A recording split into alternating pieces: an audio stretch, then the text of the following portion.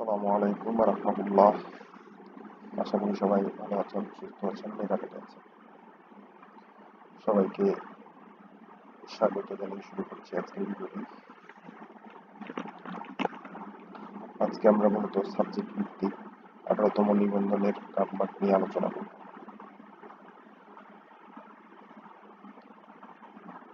প্রথমেই একটা কথা মনে নিতে হয় যে কাটমার্ক নির্ভর করবে সেই সাবজেক্টের শূন্য আসনের উপর। ষষ্ঠ গণবিজ্ঞপ্তিতে ইতিহাসের সবচেয়ে বেশি শূন্য আসন বিদ্যমান, তাই আশা করা যায় এবার 17তমের তুলনায় কাটমার্ক কম হবে। কাটমার্ক কম হওয়ার আরেকটি কারণ হতে পারে অনেক পরীক্ষার্থী অনুপস্থিত ছিল, প্রায় 1,33,000 জন অনুপস্থিত ছিল।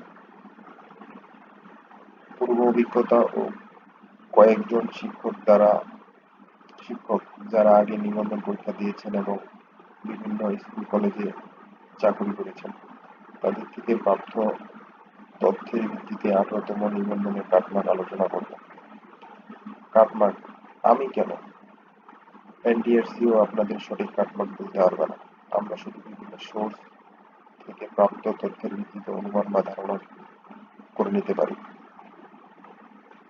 সত্যি কথা এটাই যে কাটমার্ক কোন সাবজেক্টের কাটমার্ক কত হবে সেটা কেউ বলতে পারবে না। কোনো টিচার, কোনো স্টুডেন্ট, ইভেন আপনার এনটিআরসি এর চেয়ারম্যানও আপনাকে এটা বলতে পারবে না যে আপনি কত নাম্বার পেলে টিকবেন বা এই সাবজেক্টের কত কাটমার্ক। মূলত যারা পূর্ববর্তী এনটিআরসি এর নিবন্ধনগুলোতে অংশগ্রহণ করেছে, টিচার হয়েছেন, তাদের কাছ থেকে আমরা কথা শুনে ধারণা নিয়ে বলতে পারি। বিভিন্ন বিষয়ে কাটমার্ক আনুমানিক।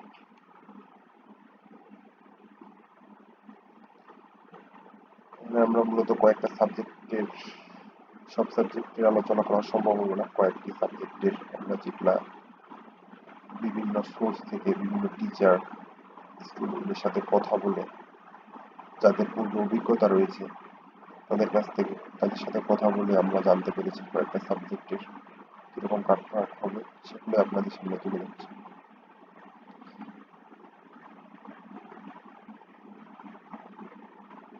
অ্যাসিস্ট্যান্ট টিচার সোশ্যাল সায়েন্স, বিষয় কোড 329। আপনারা সবাই জানেন যে এই সাবজেক্টে 60টা সাবজেক্টের উপরেই পরীক্ষা দিতে হয়েছে। স্বাভাবিকভাবে এটা তুলনামূলক কঠিন হয়েছে। তো বলাই যায় কোশ্চেন বিবেচনায়, সময় বিবেচনা সব দিক থেকে স্টুডেন্ট টিচার সবার সাথে আলাপ করে জানতে পারলাম যে এটা কাটমার্ক 55 প্লাস থাকলে আপনি একটা সেফ জোন ধরে নিতে পারেন। তবে আমার মতে আপনি 60 প্লাস হলে আপনি একটা সেফ জোন ধরতে পারেন। 55কে আপনি সেফ জোন না ধরাই বেটার।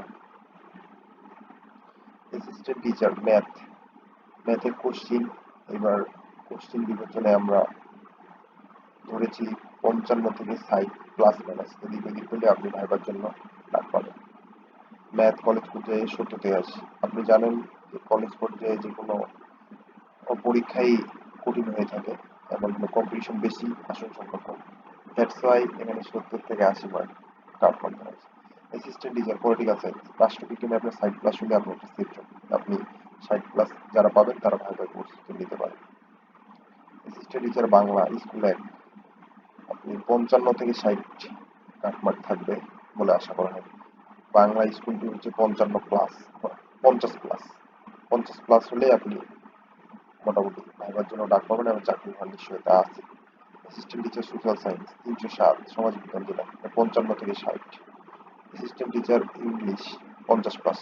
ইংরেজি কোশ্চিন যথেষ্ট কঠিন ছিল, টিচারদের সাথে কথা বললাম, তারাও বললো যে আপনি 50 পাইলেই মোটামুটি আপনার ভাইবার জন্য ডাক পাবেন। অ্যাসিস্ট্যান্ট টিচার আইসিটি 50 থেকে 55 প্লাস। গতবারেও অনেকগুলো আসন শূন্য ছিল, এবারও আছে, সেহেতু বলাই যায় যে 50 থেকে 55 প্লাস একটা সেট হবে।